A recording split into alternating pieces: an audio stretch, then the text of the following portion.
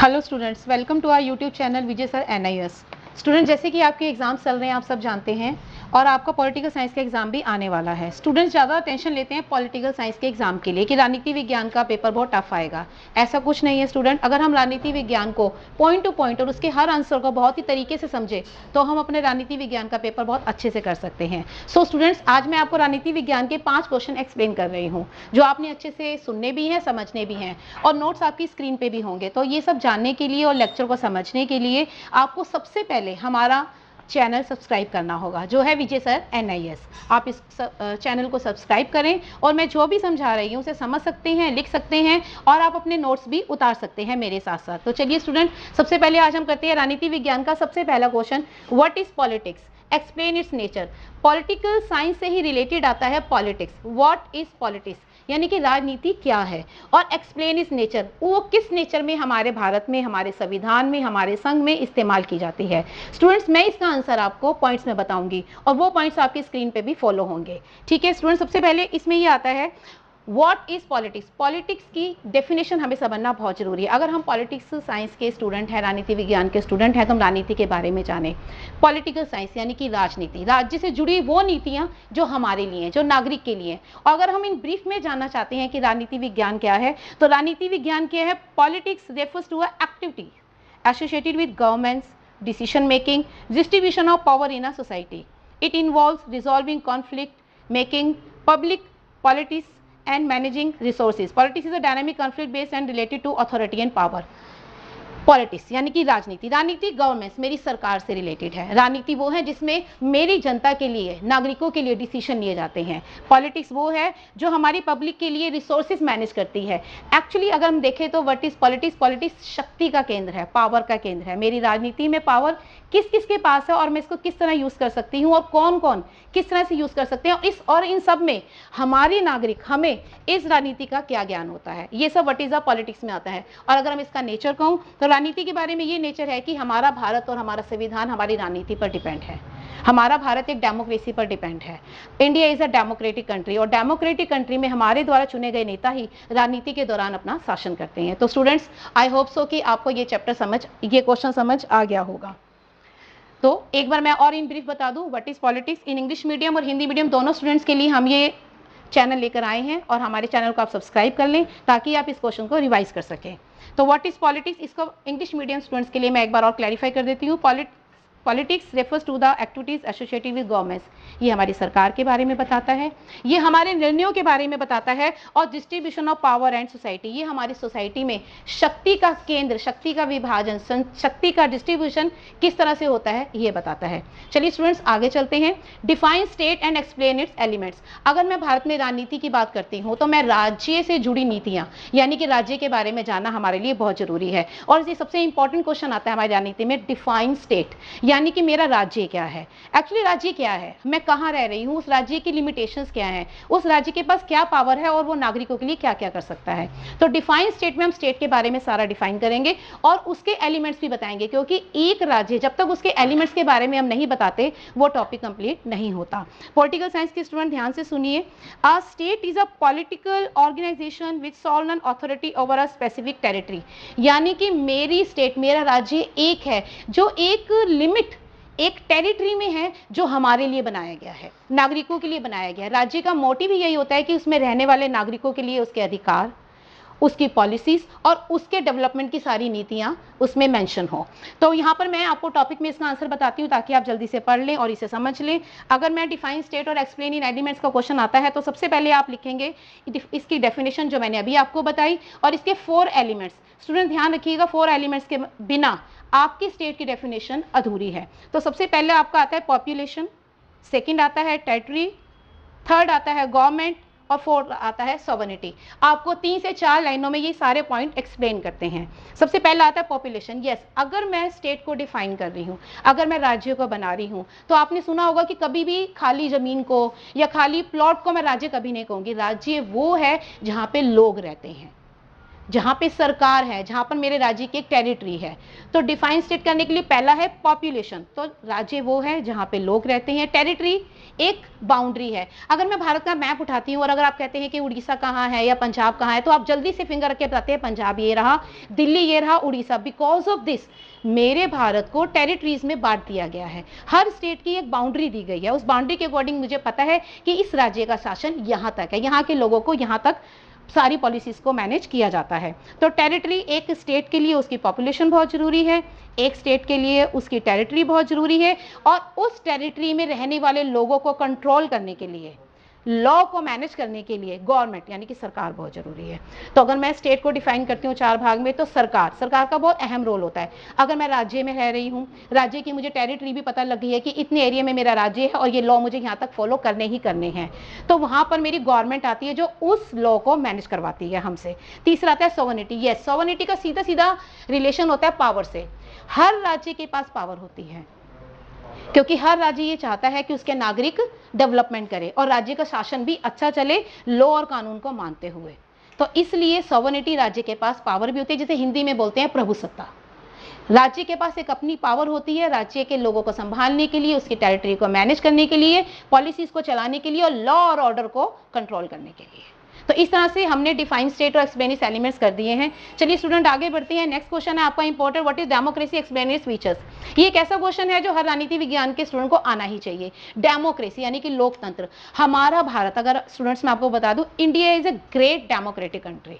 हमारा भारत डेमोक्रेटिक है। डेमोक्रेटिक का मतलब होता है कि हमारे यहाँ पूर्वज, वंशज या किसी के फैमिली के थ्रू यहाँ पर शासन नहीं संभाला जाता, बल्कि डेमोक्रेटिक तरीके से यानी कि लोकतंत्र, लोगों का शासन चलता है। हम वोट करते हैं, पूरी प्रक्रिया के दौरान हम अपने नेता को चुनते हैं, जिसकी मैक्सिमम वोटिंग होती है उसको इन्वाइट किया जाता है हमारे भारत का शासन संभालने के लिए। तो ये प्रोसेस हमारे भारत में है, इसलिए इंडिया को ग्रेट डेमोक्रेटिक कंट्री कहा जाता है। इसके फीचर्स को हम एक्सप्लेन करने के लिए ये समझ सकते हैं कि हमारा भारत बहुत बड़ा है, यहाँ पे अलग अलग कल्चर, अलग अलग धर्म, कास्ट के लोग रहते हैं, इसलिए हम उसको नेग्लेक्ट करते हुए हम डेमोक्रेसी पर आते हैं, हम लोकतंत्र पर आते हैं। ठीक है, इस क्वेश्चन को एक्सप्लेन करने के लिए मैं कुछ पॉइंट्स बता रही हूँ। वो पॉइंट्स इस तरह से हैं। सबसे पहले डेमोक्रेसी को हम एक्सप्लेन करेंगे, क्योंकि क्वेश्चन है व्हाट इज डेमोक्रेसी। आप स्टूडेंट्स 2 to 3 लाइंस में इसकी डेफिनेशन क्लियर कर सकते हैं। In English, democracy is a form of government where people elect their representative. ठीक है, ये एक ऐसी सरकार है, ये एक ऐसा शासन है जहाँ पे हम लोग, हम नागरिक अपने नेता को खुद चुनते हैं। ठीक है, एक्सप्लेन इट्स फीचर। फीचर्स में इसमें फिर वही पॉइंट्स आएंगे। Number 1, fair and free elections. Obvious है, अगर मैं डेमोक्रेटिक कर रही हूँ, लोकतंत्र है, तो मैं अपना जो भी नेता है बहुत ही क्लीन और बड़ी ट्रांसपेरेंसी के साथ चुनूंगी। उसमें कोई भेदभाव नहीं होगा, कोई जाति, कोई ऊंच नीच, कोई धर्म, कोई व्यवसाय बीच में नहीं आएगा। हम लोकतंत्र के माध्यम से अपना सही नेता चुनेंगे अपने लिए। सेकंड आता है रूल ऑफ लॉ। सारे लॉ, सारे रूल्स को फॉलो किया जाएगा। क्यों? क्योंकि हम डेमोक्रेसी में हैं, हम लोकतंत्र हैं, हम सही तरीके से अपना नेता चुनेंगे ताकि हमारा देश संभाला जा सके। तीसरा आता है प्रोटेक्शन ऑफ फंडामेंटल राइट्स। सबसे बड़ी बात है डेमोक्रेसी क्यों है? जब ये लोकतंत्र है, लोगों का शासन है, तो लोगों के लिए है, लोगों के राइट्स के लिए है। अगर भारत एक लोकतंत्र है, अगर लोकतंत्र देश में ही लोगों को उसके राइट्स नहीं मिले, तो ऐसी डेमोक्रेसी का कोई फायदा नहीं है। तो डेमोक्रेसी में ऑब्वियस है, मेरे जितने फंडामेंटल राइट्स हैं, ड्यूटीज हैं, सारी एक्सप्लेन होती हैं। इसके अलावा आता है अकाउंटेबिलिटी एंड ट्रांसपेरेंसी। ऑब्वियस है, मेरा भारत डेमोक्रेसी है, इसमें कोई छुपी हुई चीज नहीं है, लोकतंत्र है, लोगों का शासन है। मेरा भारत, मेरे नेता, जो भी हो रहा है, ट्रांसपेरेंसी है। जनता को मालूम है कि लोकतंत्र में क्या हो रहा है, लोग क्या चाहते हैं और सरकार क्या कर रही है, इसलिए सरकार पर पूरा कंट्रोल रहता है लोगों का। इसके अलावा आता है पार्टिसिपेशन ऑफ अ सिटीजन्स। हम सीधे तरीके से अपनी सरकार को खुद बनाते हैं, अपना शासन खुद चुनते हैं, नेता को खुद चूज करते हैं और भारत को एक डेमोक्रेटिक कंट्री बनाते हैं। होप सो स्टूडेंट्स आप अच्छे से समझ गए होंगे। अगले क्वेश्चन पे चलते हैं। अगला क्वेश्चन है explain the importance of a constitution. आप स्टूडेंट्स अच्छी तरह समझ ले कॉन्स्टिट्यूशन क्या है। अगर मैं इसको डिफाइन करती हूँ 2 लाइन में, कॉन्स्टिट्यूशन, हमारे भारत में कॉन्स्टिट्यूशन है। 47 में हम आजाद हुए थे, 1950 में हमारा कॉन्स्टिट्यूशन लागू हो गया था। तो कॉन्स्टिट्यूशन के जरिए हमारे भारत को, हमारे पूरे भारत के हर जिले को, हर स्टेट को, हर इंसान और हर नागरिक के लिए लॉ और कानून और पॉलिसीज बनाई गई थी। कॉन्स्टिट्यूशन के अकॉर्डिंग ये बताया गया था कि हमारा भारत कैसे चलेगा, कौन सा शासन किस तरह चलाया जाएगा, और इस कॉन्स्टिट्यूशन के अकॉर्डिंग भारत की जमीन पर रहने वाले हर नागरिक का इसमें पार्टिसिपेट शो किया गया था। इस क्वेश्चन को करने के लिए मैं फिर से आपको पॉइंट्स में बताती हूँ। कॉन्स्टिट्यूशन के क्वेश्चन के लिए इसका आंसर हम पॉइंट्स में लिखेंगे ताकि अच्छे से क्लियर हो जाए और आपको अच्छे मार्क्स मिले। सबसे पहले the constitution is the supreme law of the country. मेरे कॉन्स्टिट्यूशन के अकॉर्डिंग ही मेरा भारत चलता है। जैसे मैंने आपको बताया, मेरी शासन व्यवस्था, शासन प्रबंध, शासन की पॉलिसी, ये मेरे कॉन्स्टिट्यूशन के अकॉर्डिंग चलेगी। मेरे भारत के लिए सबसे पहले भारत का कॉन्स्टिट्यूशन है। कॉन्स्टिट्यूशन के अकॉर्डिंग सारे एक्ट्स फॉलो होते हैं। तो कॉन्स्टिट्यूशन को समझने के लिए मैं इसकी इंपॉर्टेंस के अकॉर्डिंग आपको पॉइंट्स बताती हूँ। नंबर 1 है प्रोवाइड स्ट्रक्चर ऑफ गवर्नमेंट। मेरी कॉन्स्टिट्यूशन मेरी सरकार का स्ट्रक्चर बताती है। मेरी जिला सरकार, मेरी राज्य सरकार, मेरी केंद्र सरकार यानी कि मेरी सेंट्रल गवर्नमेंट, मेरी स्टेट गवर्नमेंट, मेरी जिला की जितनी भी न्यायालय हैं वो किस तरह से काम करेंगी, सारी फॉर्मेशन मेरे कॉन्स्टिट्यूशन के अकॉर्डिंग होती हैं। सेकेंड आपका टॉपिक आता है प्रोसेस सिटीजन्स राइट्स। यस, ये प्रोटेक्ट करता है कॉन्स्टिट्यूशन मेरे राइट्स को, हमारे राइट्स को, भारत में रहने वाले नागरिकों को। इसके बाद आता है आपका third point limits government power. मेरी सरकार को बहुत सारी पावर मिल चुकी है कॉन्स्टिट्यूशन के अकॉर्डिंग, और डेमोक्रेसी के दौरान मेरे भारत जैसे एक लोकतांत्रिक देश में मैं अपनी जितनी भी पावर है, जितनी भी नेता, शासन, सरकार, इसको बाउंड करती हूँ, कंट्रोल करती हूँ। ठीक है। इसके बाद थर्ड पॉइंट आता है एंश्योर्स स्टेबिलिटी एंड यूनिटी। मेरी कॉन्स्टिट्यूशन लोकतंत्र है, लोगों का शासन है। ये सबसे पहले इसका रूल आता है कि यूनिटी, एकता। हम जैसे जानते हैं कि भारत में अलग अलग धर्म, जाति, ऊंच नीच, बहुत सारे केसेस होते हैं, लेकिन इन सब चीज़ों को मैनेज करने के लिए और कानून सबके लिए बराबर और भारत में रहने वाले नागरिक के लिए हर चीज़ समांतर तौर पे मिले, इसके लिए कॉन्स्टिट्यूशन उसकी रक्षा करता है। Acts as a legal framework, और जो भी कॉन्स्टिट्यूशन करता है वो हमारे कॉन्स्टिट्यूशन एक्ट के अकॉर्डिंग बिल्कुल लीगल होता है। यानी कि इसमें हमारी भारत सरकार, हमारे नागरिक, हमारे राज्य में रहने वाले लोग और हम खुद जितने भी नागरिक हैं, उसके लिए जो भी कॉन्स्टिट्यूशन के ऊपर एक्ट बनता है वो लीगल होता है, वो सबके लिए सामान्य होता है और माननीय होता है, क्योंकि ये नागरिकों के विकास के लिए जरूरी है। स्टूडेंट्स, आई होप सो कि आप कॉन्स्टिट्यूशन का मतलब, उसकी इंपॉर्टेंस और उसके डेफिनेशन समझ चुके होंगे। आपको कॉन्स्टिट्यूशन से रिलेटेड कुछ भी आता है वो आप कर सकते हैं। और हिंदी में कॉन्स्टिट्यूशन को बोलते हैं भारत का संविधान। संविधान यानी कि अच्छे कानूनों की ऐसी किताब जो भारत को चलाता है। तो हिंदी इंग्लिश स्टूडेंट्स आप दोनों ही अच्छे से समझ लें। नेक्स्ट क्वेश्चन पे हम चलते हैं, what is the secularism, why important in India. अगर हम सेक्युलरिज्म की बात करें तो अगर सीधे तौर पे बताया जाए तो भारत के लिए ये वर्ड बहुत ही सूटेबल है। बिकॉज ऑफ दिस, भारत बहुत ही बड़ा है, इसमें अलग अलग कास्ट, अलग अलग रिलीजन के लोग रहते हैं, अलग अलग धर्म के लोग रहते हैं, इवन अलग अलग कम्युनिटी के लोग रहते हैं। अगर जहाँ पे इतना कुछ होता है स्टूडेंट, तो वहाँ पे सेक्युलरिज्म का होना तो बहुत जायज़ है। और सेक्युलरिज्म की डेफिनेशन के साथ साथ हमें इंडिया में इसकी इंपॉर्टेंट इसलिए बतानी है क्योंकि इंडिया में ही सेक्युलरिज्म है। बिकॉज ऑफ दिस यहाँ पे बहुत सारे धर्मों, जैसे मैंने अभी आपको बताया, कास्ट सिस्टम, अलग अलग कम्युनिटी के लोग रहते हैं। तो आइए स्टूडेंट्स इसका भी हम आंसर पॉइंट में करते हैं। सबसे पहले डेफिनेशन पढ़ेंगे। Secularism means the state treats all religion equally and does not favour any religion. Yes, secularism का मतलब है कि हमारा भारत, हमारा शासन, हमारी सरकार और हमारे राज्य का कोई धर्म नहीं होगा। सारे धर्म हमारी सरकार, हमारा राज्य, हमारा भारत एक्सेप्ट करता है। किसी भी स्पेशल रिलीजन, कास्ट, कस्टम के लिए कोई भी स्पेशल लॉ नहीं होगा। हमारे कॉन्स्टिट्यूशन के अकॉर्डिंग सबके लिए लॉ बराबर होंगे। ठीक है। और हमारी सरकार सबके लिए एक ही नीति फॉलो करेगी, चाहे वो किसी भी कास्ट का है, कस्टम का है। ठीक है। आइए इस आंसर को पॉइंट्स में करते हैं और साथ साथ इसकी इंपॉर्टेंट को समझते हैं। Number 1, maintain religious harmony.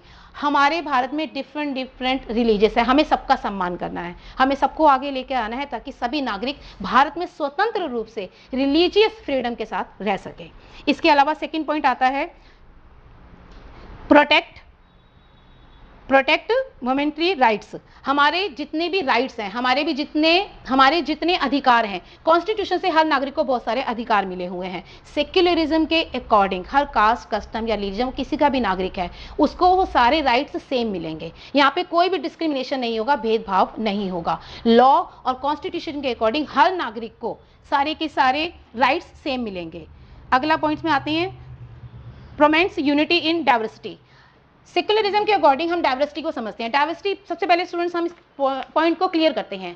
Diversity क्या होता है? डाइवर्सिटी का मतलब होता है अलग अलग पार्ट, यानी कि मेरे भारत में अलग अलग जातियाँ, अलग अलग धर्म, अलग अलग कम्युनिटी के लोग, कोई हिंदू है, कोई मुस्लिम है, कोई छोटी जाति, कोई एसएससी। तो इतनी सारी डाइवर्सिटी को इकट्ठे कर कर उसको कॉन्स्टिट्यूशन के अकॉर्डिंग, सेक्युलरिज्म के अकॉर्डिंग लॉ के साथ बिठाना, पूरे शासन को मैनेज करना और पूरे भारत में हर रिलीजन को सेटिस्फाइड करना उसके अकॉर्डिंग, यही है हमारा सेक्युलरिज्म। इसलिए डाइवर्सिटी का कोई मतलब यहाँ पर होता ही नहीं। डाइवर्सिटी के होने के साथ साथ सभी धर्मों, सभी रिलीजन को हम समान रूप से देखते हैं, सभी को समान अधिकार, सभी को सभी लॉ, नौकरियां, सबको समान देते हैं। इसके अलावा सेकंड आता है प्रिवेंट्स रिलीजियस कॉन्फ्लिक्ट्स। सबसे बड़ी बात है सेक्युलरिज्म, जैसे मैंने आपको स्टूडेंट डेफिनेशन में बताया था कि इंपॉर्टेंट, इसकी इंपॉर्टेंट एक्चुअली यही है कि भारत जैसा विशाल देश जहाँ पे अलग अलग जाति और धर्म के लोग रहते हैं, उनको इकट्ठे रहना, उनको शासन के साथ मैनेज करना ताकि उनके बीच में कोई दंगा या कोई संघर्ष या कोई लड़ाई ना हो, इस चीज को देखते हुए सेक्युलरिज्म पॉइंट को हम क्लियर करते हैं।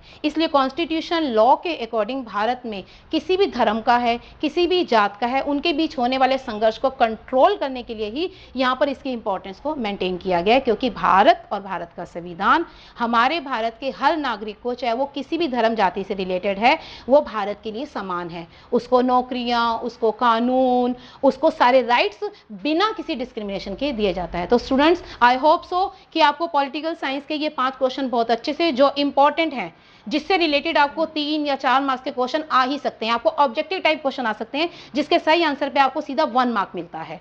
तो स्टूडेंट्स, आप इस वीडियो को, हमारे इस चैनल को सब्सक्राइब रखें, क्योंकि मैं इस पर सारे के सारे पॉलिटिकल साइंस के सिलेबस के क्वेश्चंस आपके साथ डिस्कस करूंगी, ताकि जो आप ये सोचते हैं कि राजनीति विज्ञान मुश्किल, हम इसको समझ नहीं सकते, वो आप मेरे साथ बहुत ही आसानी से समझ सकते हैं।